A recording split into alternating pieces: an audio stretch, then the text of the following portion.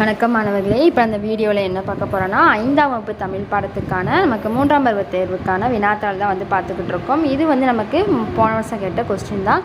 So இந்த கொஸ்டினை நீங்கள் மாடலாக வச்சு நமக்கு எப்படி எக்ஸாமில் கொஸ்டின்ஸ் கேட்பாங்கன்னு நீங்கள் மாடலாக வச்சு நீங்கள் இதுக்கான ஆன்சர் ஃபுல்லாமே பார்த்துக்கோங்க. நமக்கு எக்ஸாமுக்குன்னு ஒரு 10 நாள் கிட்ட தான் இருக்குது. ஸோ அதுக்குள்ளே இதுக்கெல்லாம் ஆன்சர் கண்டுபிடிச்சி நமக்கு எந்த மாதிரி கொஸ்டின்ஸ்லாம் வரும்னு சொல்லி ஒரு ஐடியாவோடு இப்போயே படிக்க ஆரம்பிச்சிருங்க. எல்லாத்தையும் எழுதி பார்த்துக்கோங்க. ஸ்பெல்லிங் மிஸ்டேக் இல்லாமல் எழுதுங்க. நமக்கு ஸ்பெல்லிங் மிஸ்டேக் தான் வரும் தமிழில். ஸோ அந்த எந்த தவறும் இல்லாமல் ஃபுல்லாமே நல்லா பார்த்து படிச்சுக்கோங்க. படிவத்தை நிரப்புறது நமக்கு பேர்லாம் கரெக்டாக அதாவது திருமணம், பிறந்தநாள், செயற்கை விண்ண படிவம் இருக்குது பார்த்தீங்களா, அதெல்லாம் நமக்கு எப்படிலாம் எழுத தெரியும்னு சொல்லி அதையும் ஃபுல்லாக பார்த்துக்கோங்க. எல்லாமே நம்ம புக்கில் தான் கேட்க போகிறாங்க. ஸோ புக்கில் இருக்க எல்லாத்தையும் ஒன் வேர்டுக்கு கொஸ்டின்க்கெலாம் ஆன்சர் நல்லா படித்து வச்சுக்கோங்க.